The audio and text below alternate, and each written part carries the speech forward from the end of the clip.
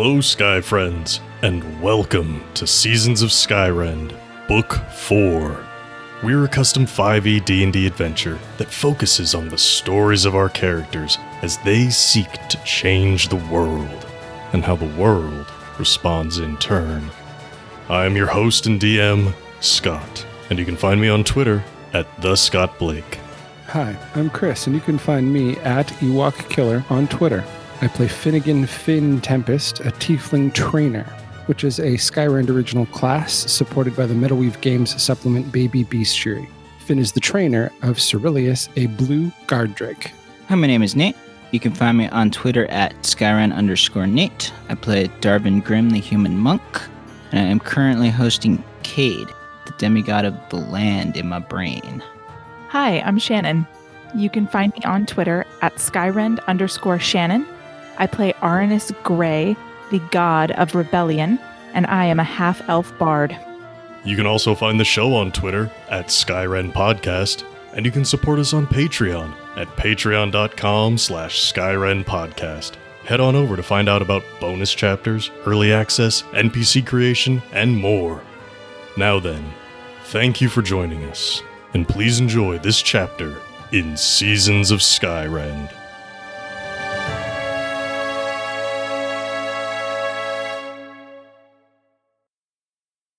After about a day of prep and one trying to explain some of the mechanics of how to pilot the Regal Splendor, it's not entirely difficult, but yeah.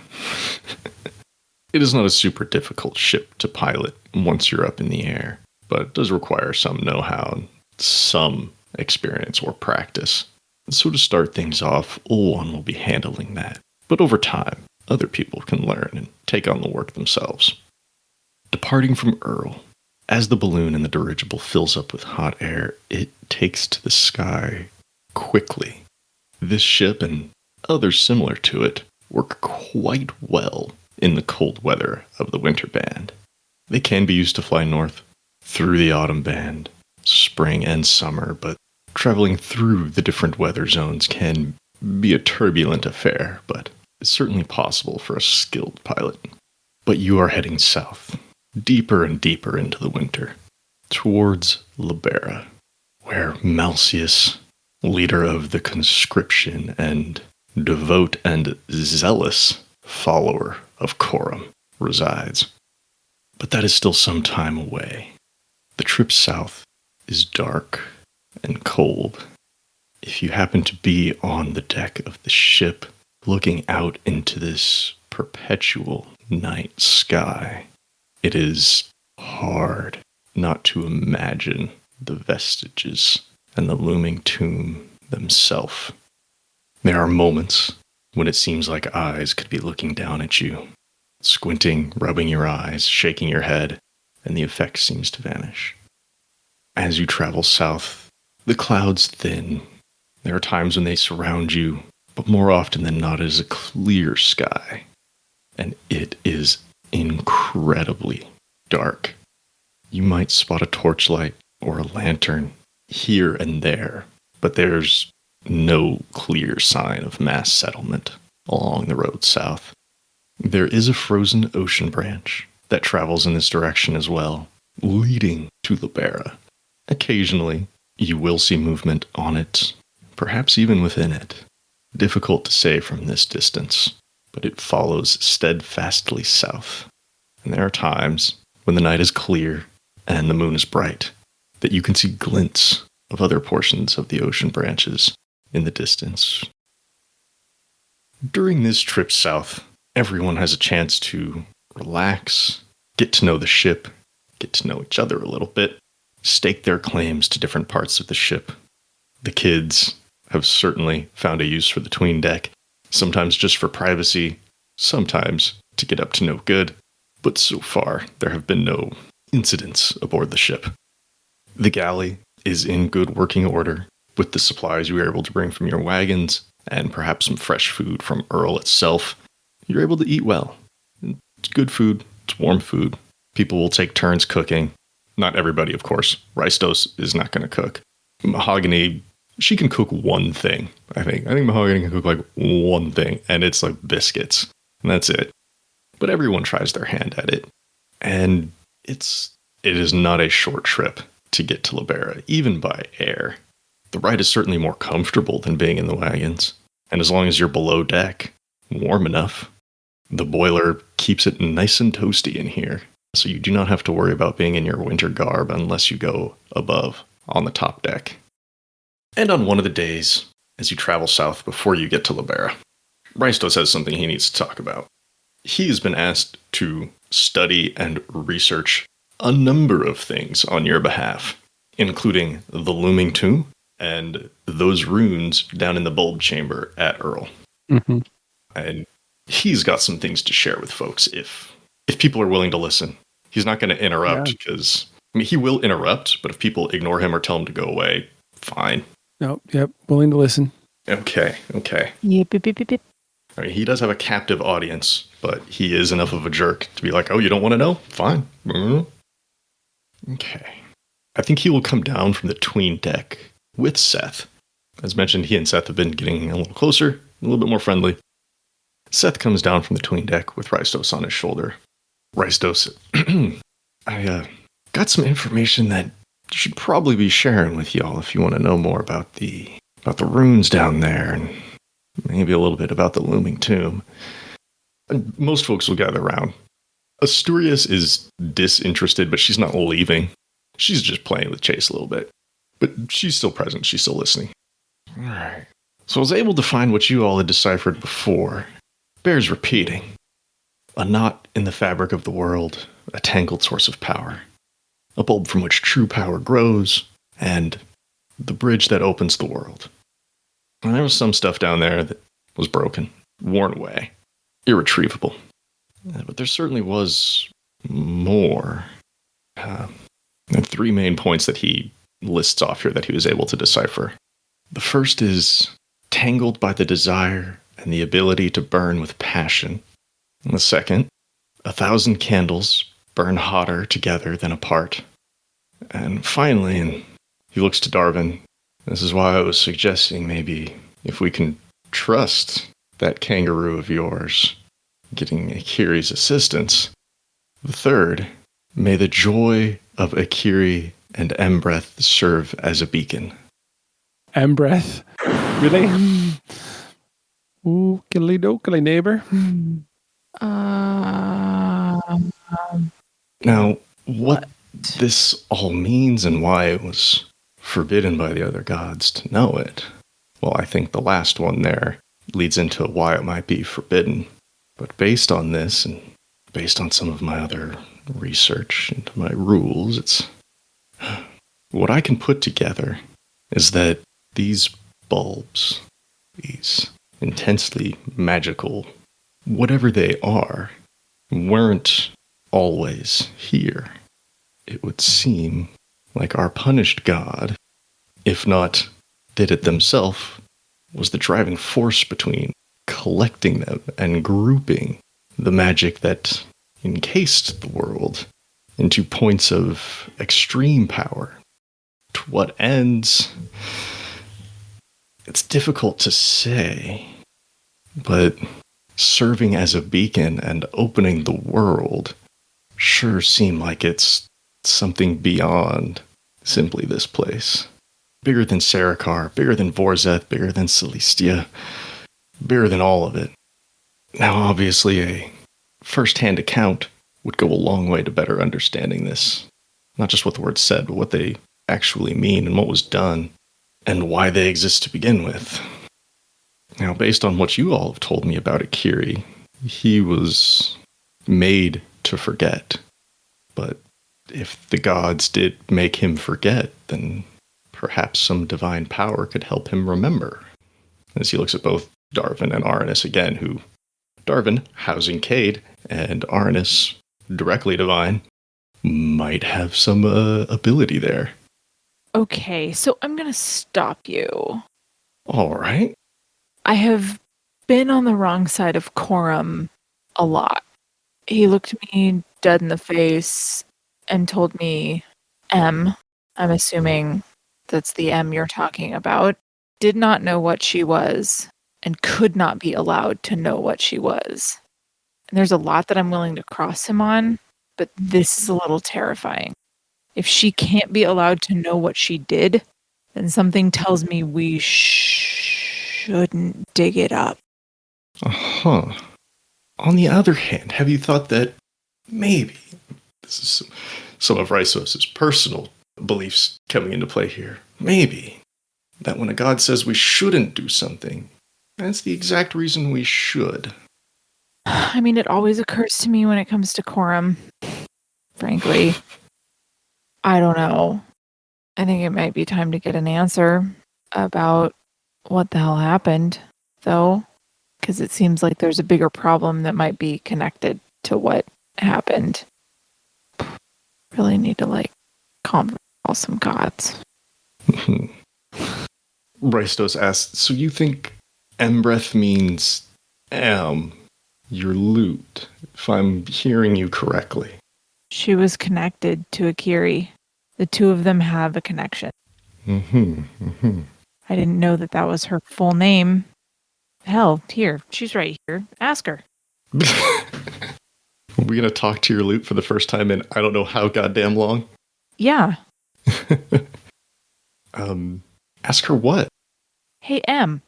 Is that your full name? Let's see. Simple as that. Aranus, high or low? Ah, shit. Hi. Shot. That's a 4 on the die. Yeah. I don't know how much M knows either, all the specifics. There's certainly a range of things that she can and can't know. So nice to hear you address me again, Aranus. I'm not going to be that rude, because presumably things have been happening that we just haven't seen, where you've been at least spending time with your lute, because you play your lute and you chill with him and you do magic. So so nice to have an audience again. To be honest with you, Aranus, everybody, I'm not sure. There's a lot that I don't know. Feels familiar, but I can't say with any certainty. Rystos says, well, if you think M is Embreth, then we've got 2 different options to explore here. Between her and the kangaroo. M says, options? I'm not sure we do.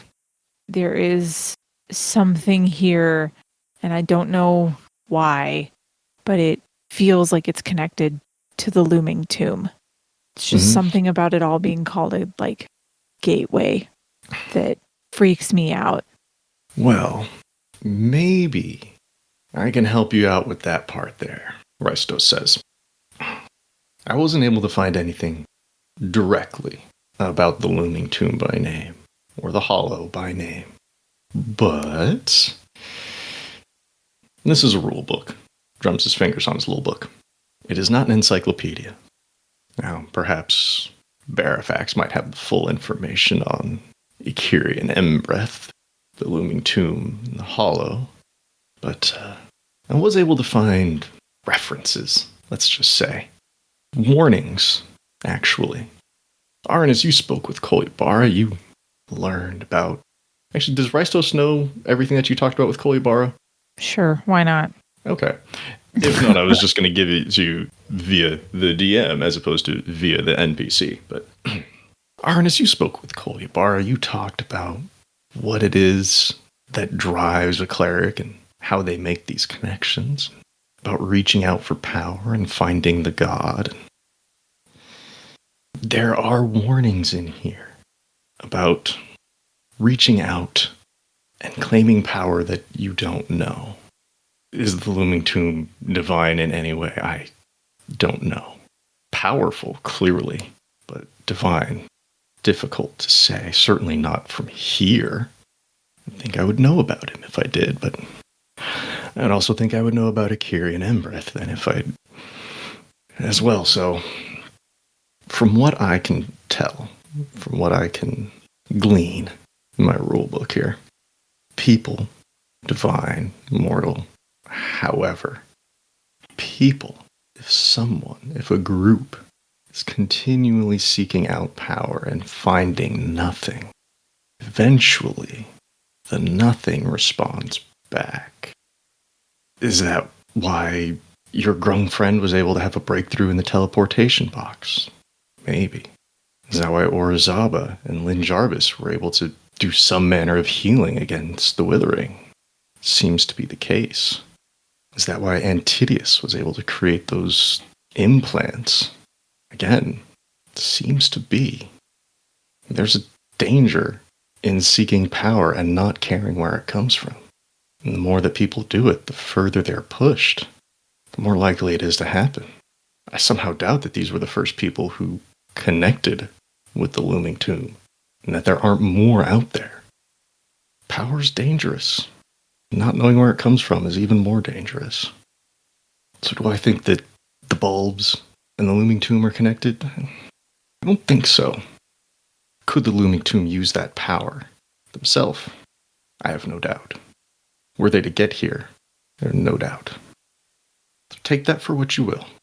Darvin, Arnis, Finnegan, if that helps ease some of your concern about reaching out to Akiri and M.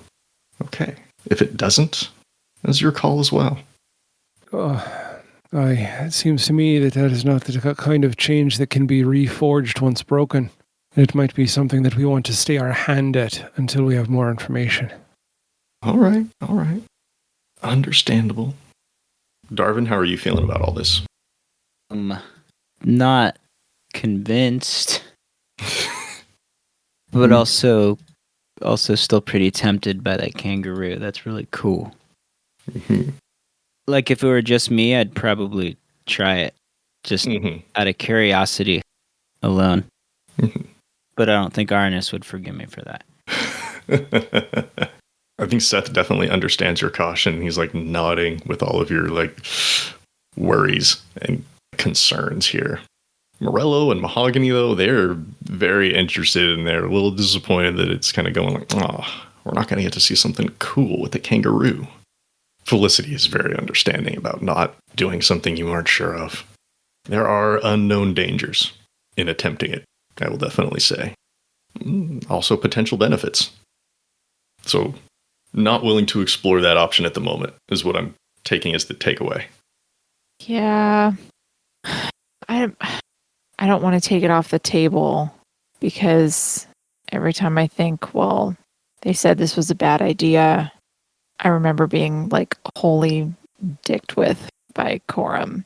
So I'm not sure why I'm taking his word.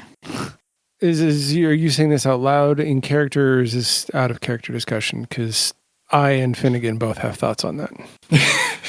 I would be talking it out because I am wholly curious. I'm just worried that attempting to bring back anybody's memory is going to incite some weird apocalypse that we didn't intend. And I don't need that shit on my hands again. Oh, you don't think the apocalypse of the embodied nothingness approaching isn't already weird enough? Well, I think it's weird enough, but I don't want to accelerate it if I can help it. Mm-hmm. No apocalypse buffet is what I'm hearing. All right. So then Finnegan would add, if we've seen one thing over the last time traveling together, is that there's more than one god you can talk to. You can talk to many of them. So you don't have to take Coram's word for it. We could speak to any of the gods. Any one of us here is connected clearly to multiple. You don't have to sit and take Coram's word for it. If you doubt it, we could reach out and do research and gain knowledge beyond what the the small demon has to say. Thank you. Sorry, the small. He's getting some concessions from Finnegan, and about damn time. And we don't have to take the word of the god of death. We've already promised, or at least I have, to help Agnitoi. We've come across on the road a god that we were not expecting. Who knows what is waiting for us around the next corner? There is no need to rush to a decision on this. It is a very large one. I agree with you there. There's some nods from your allies. It's not unanimous, but it's majority, I think, at this point. Rystos just says, okay, well, if it is something we want to explore, I will do my best to help. I know it's been a while since we sat down and did any formal training for Darvin or for Arnis, but this seems like a hands-on experience that perhaps we could work on together under the right circumstances, of course. But if nobody wants to explore this any further, like if this is like, cool, we got some more information, we'll stew on it, we'll sit on it, we'll not sit on it, but we'll mull it over, we'll think about it. That's fine. We don't need to try to resurrect a god right here and right now. Rystos isn't going to push this any more than he already has. If the group's decision is to wait, he'll wait. He will be here when you're ready for it. Or if you want to try it on your own without him, that's fine too. You can always try. But he's said his piece. He's given the information that he can. The new stuff that he's gleaned. What he knows about the runes, about Akiri, about Embreth, about the bulbs, and some information about the looming tomb. And then can you just clarify, these are the sequential, or is one a deeper translation of the other one? They're not deeper translations. These are other... They build upon each other. These are other phrases, other words that were found in the room. Okay. They all build on one another. They're meant to be taken as a whole, not like, oh, well, I interpreted it this way, then this way, then this way, then this way. These are different phrases and things that were around the room. There might have been scattered words too, but... Has just one question as the educated wizard in the group that I'm assuming I know the answer to, but I want to ask. Sure. And that is, are these in the order that they would have appeared? Like, if I'm looking at them at a tablet, is this how they appeared, or did they appear in different places in the room, like that sort of thing? They were in different places of the room. Some of the writing was in like a circle around the base of the bulb. Some of it was like scrolling along the perimeter of the room or vertically down columns. Just trying to get to the understanding of like, is this, if I'm going to try to understand this and analyze it at a deeper level, one of the key points is putting together nouns in sequence, right? And who is who in what sentence and what sentence goes first. And so that's the thing that Finnegan's going to want to try to understand as he tries to unlock what's being talked about in these phrases. I think that's something that you can work on with Rystos. Got it. Because I don't have the answers right now. I did not put them together intentionally in this specific order, but looking back on it, we might be able to find stuff that's neat and interesting. But if you and Rystos want to work together on this, you can pal around a little bit and do some research together. Or just some spitballing. I think the last one is definitely the last one, like the culmination of it. But it could also be the first thing. It could have been in a circle for a reason. Like this is the beginning and the end of it. But again, without the first-hand knowledge, it's difficult to say. Some of it will be conjecture. Well, most academia is to some degree or another. As this wraps up, and Rystos leaves you all to think about what he's said and what he's revealed and this new information, there's still plenty of time before we get to Berra. Is there anything people want to do during the trip down there before we get to a day's out? I mean, I think I would be taking care of the animals. And then now that I've been given this, for lack of a better way of putting it, riddle, I'd be hacking away at that. Because you're hanging out with the animals. Cyril and Chase do end up spending some more time together since you've grown closer with Asturias.